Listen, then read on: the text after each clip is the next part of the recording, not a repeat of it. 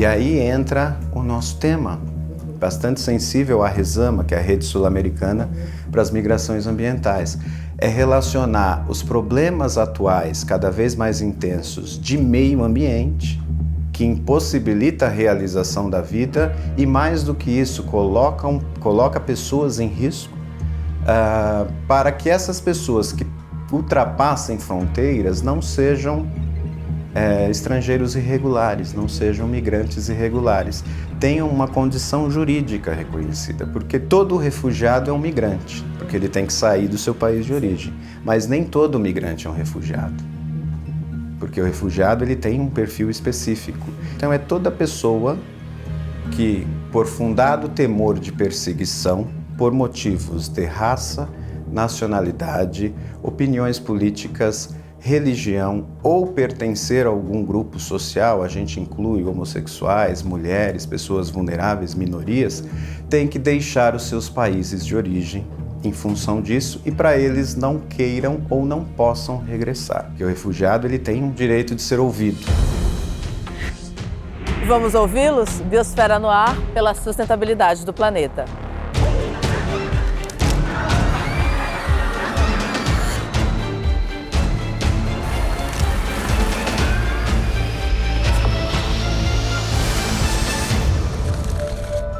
Saí porque eu tinha, abandonei o meu trabalho, abandonei os meus amigos, os meus pais, porque se eu ficasse ia piorar.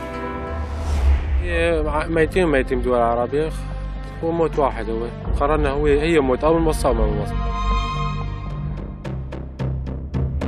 Histórias como a de Alphonse, que fugiu do Congo, ou de Mohamed, do Oriente Médio, por questões políticas, e tantas outras por questões ambientais, encontram-se aos montes, espalhadas pelo mundo, e nem sempre recebem a devida atenção. Segundo a ONU, existem cerca de 22,5 milhões de refugiados registrados no mundo. O número de pessoas que não possuem esse registro, mas que estão nesta condição, é ainda maior, podendo ultrapassar os 60 milhões. O conceito de refugiados, como conhecemos hoje na atualidade, surgiu no final da Segunda Guerra Mundial, quando a quantidade de pessoas deslocadas por conflitos bélicos tomou uma proporção, gigantesca. E hoje o conceito foi desenvolvido e o índice de pessoas em situação de refúgio é um problema, tornou-se, na verdade, um problema mundial. Nós já vamos saber o porquê. Mas antes, nós precisamos entender a história da migração. Um processo natural e comum entre várias espécies. Pode-se dizer que a migração é algo presente, inclusive em toda a natureza. As aves migratórias, por exemplo, se deslocam intencionalmente em determinadas épocas do ano com o objetivo de encontrar água, alimento e boas condições meteorológicas. No passado, todos os seres humanos eram nômades, ou seja, não possuíam habitação fixa, não permaneciam no mesmo local por muito tempo. Há cerca de 10 mil anos, após o ser humano aprender a plantar e se instalar às margens de rios, este estilo de vida foi meio que abandonado. Com a agricultura e o fácil acesso à água, os povos não viam mais a necessidade em se deslocar para buscar alimento ou água. A migração é algo natural na história da humanidade, né? Eu mesmo tenho a minha ascendência portuguesa e italiana. Eu sempre pergunto a todos, né, qual é a sua origem? Difícil a gente encontrar um brasileiro nato. E aí a gente já considera aí a característica nossa, da nossa sociedade brasileira, como sendo fruto de migração. E mais do que isso, eu gosto de uma reflexão de Hannah Arendt, que são 3 características que definem o ser humano. A primeira dessas características é o labor. E esse labor é o labor que o organismo vivo, seja ele qual for, precisa estar em atividade para se manter em vida. A segunda atividade é o trabalho. É como o ser humano vai desenvolver da natureza bruta as energias suficientes para o labor do seu organismo. O ser humano ele tem aspirações do futuro.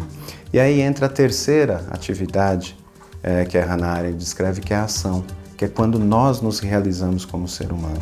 E a pergunta que eu faço, extraindo esse conceito filosófico dela, é que se faltar, se não existir as condições para a realização das minhas aspirações, o que faria eu?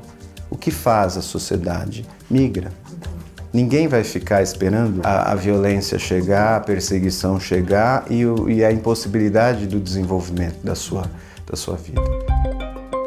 Com essa dinâmica de desenvolvimento, o ser humano, então, foi criando cidades, países, línguas, segregando pessoas, até mesmo a própria natureza. Hoje, a migração, gente, é vista como um problema mundial.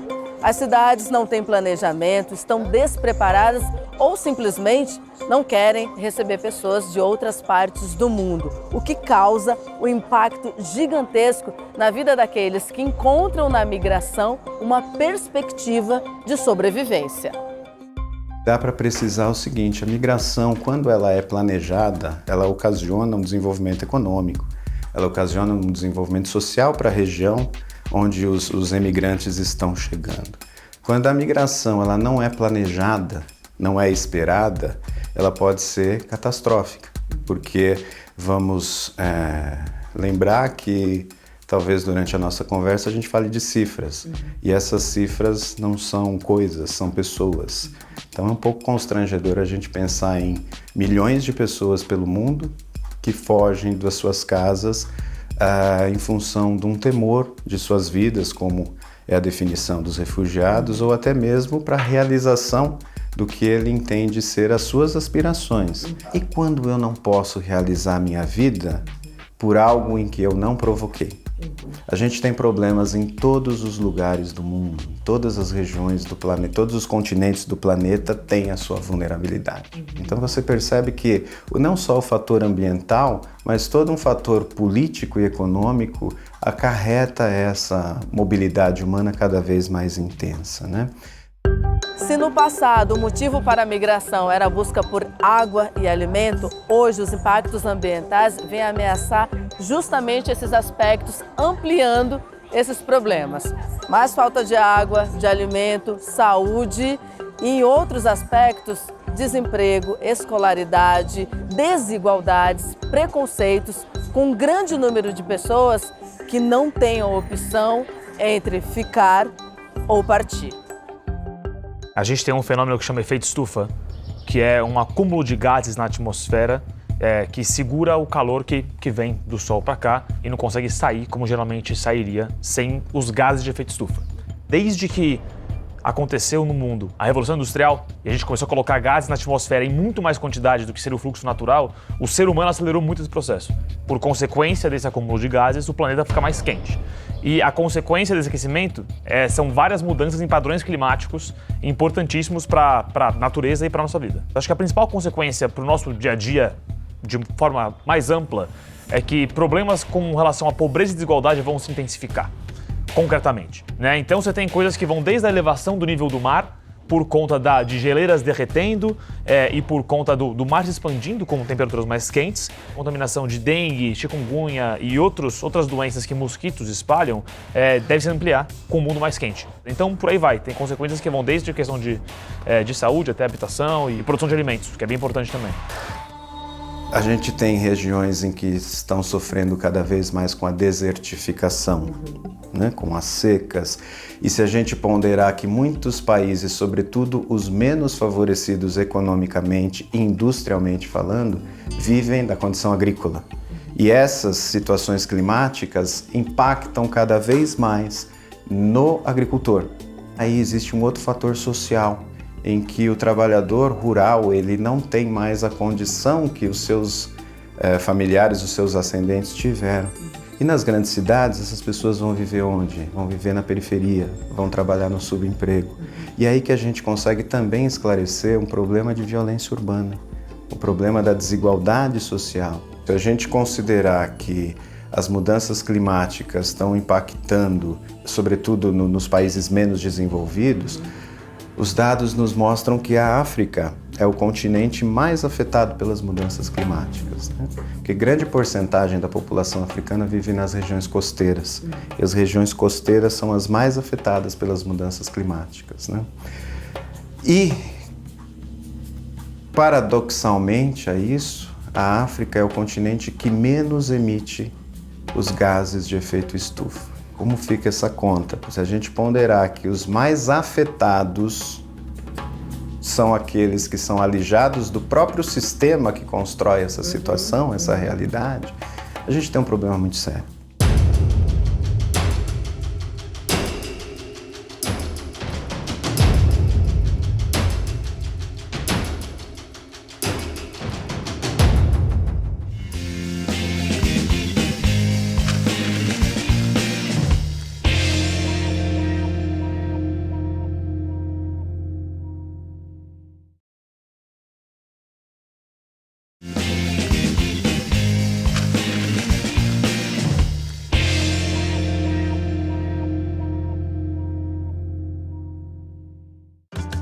Já falamos em edições anteriores sobre uma equação mundial que descreve com clareza o tamanho da desigualdade que vivemos. Quanto mais desenvolvida financeiramente uma nação, mais ela consome, descarta e, por consequência, contribui com as mudanças climáticas. Uma conta que não fecha, mas explica o número de países que ainda precisam se desenvolver, ou seja, carecem de recursos básicos como água, alimento e moradia. E é justamente essa população que mais se desloca em busca de condições melhores de vida. E no refúgio em outros países, ou seja, nos países desenvolvidos, que na maioria das vezes fecham as suas portas. Ao passo que é importante a gente pensar que esses países já utilizaram e continuam utilizando todos os recursos do planeta. Nós precisamos refletir sobre isso. Eu estou de volta pela sustentabilidade do planeta.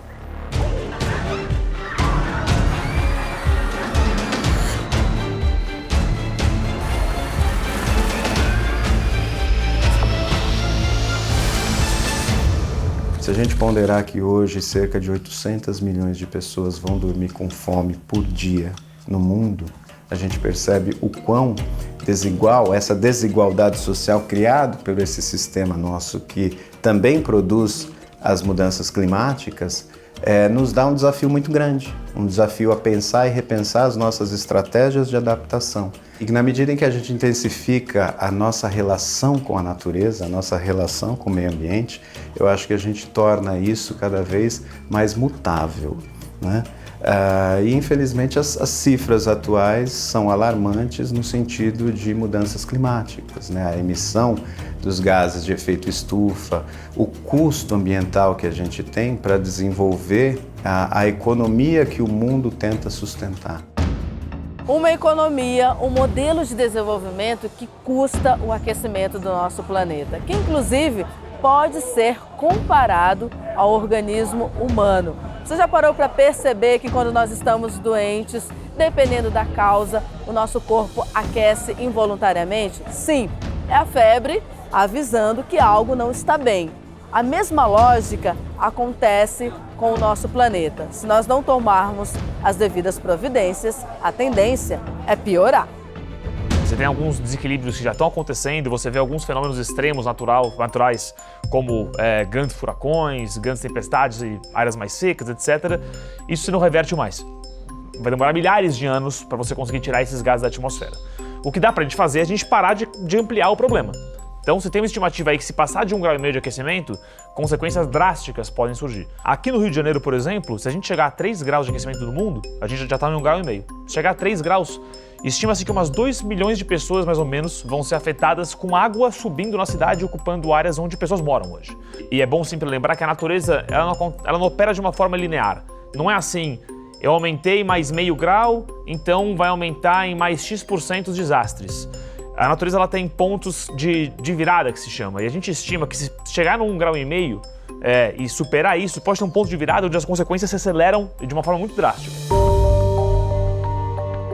Tem várias regiões do planeta que sofrem constantemente com as mudanças climáticas e com os problemas ambientais, e a gente não pode descartar o Brasil com isso, né? Nós tivemos furacões em Santa Catarina, coisa que não havia registro até então. As nossas secas estão intensificando, né? Os nossos vizinhos aqui, né, a região andina está sofrendo cada vez mais com degelo da região dos Andes e também com a questão da escassez de chuva em regiões desérticas, né? Alguns países insulares, ou seja, aquelas ilhas pequenas, sobretudo no Pacífico, elas tendem a desaparecer com o aumento do nível dos oceanos, né? E essas pessoas que vivem nessa região não poderão realizar sua vida.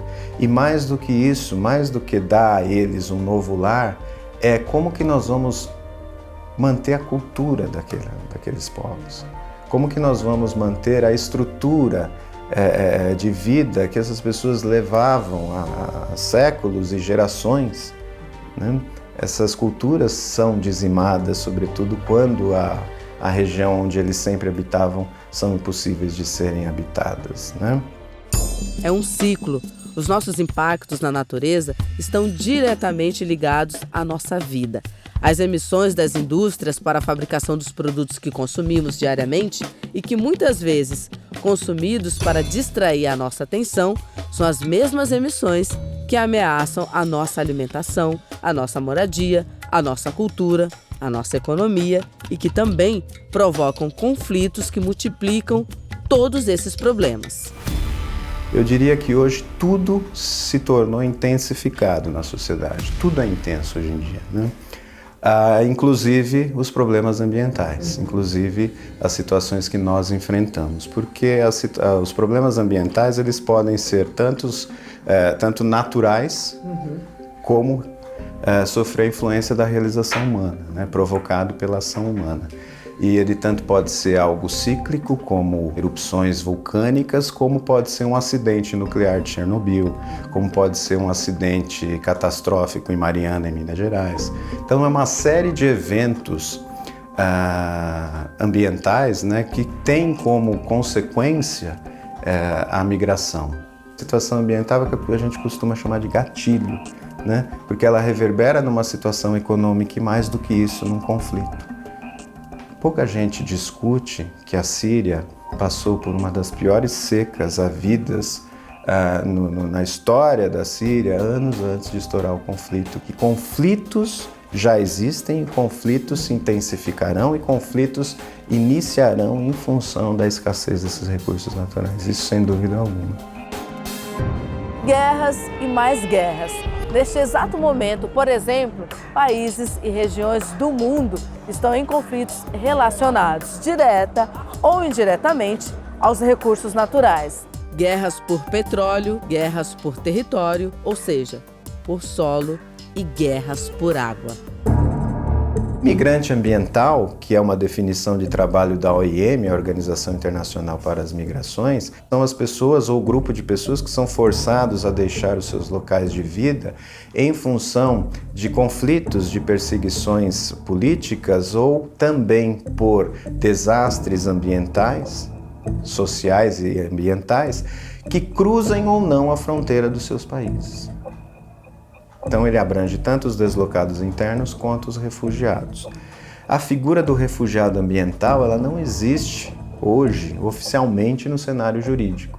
O que a gente tem em alguns países que compreendem que o fator ambiental é uma causa de fundado temor de perseguição, é uma causa que origina o status de refugiado. O Brasil não tem esse entendimento. O Brasil tem um entendimento, sobretudo agora com a nova lei de imigração, que ela precisa ser ainda bastante reformulada, que ela precisa ser bastante trabalhada, né? Concede vistos em caráter humanitário. E nesse caráter humanitário a gente consegue acrescentar o migrante ambiental, aquele que foge em função de calamidades ambientais. Uma possível solução a um assunto extenso, que abre leque para várias discussões. As mudanças climáticas têm escala global. A atenção, o investimento e, acima de tudo, respeito a quem hoje precisa é uma tarefa de todos. Hoje, um refugiado é um estrangeiro para nós que precisa da nossa ajuda de boas-vindas. Amanhã, pelo imprevisível poder da natureza, o refugiado pode ser eu, pode ser você, a nossa família. Vamos pensar sobre isso? A gente vai continuar explorando esse tema. Tchau!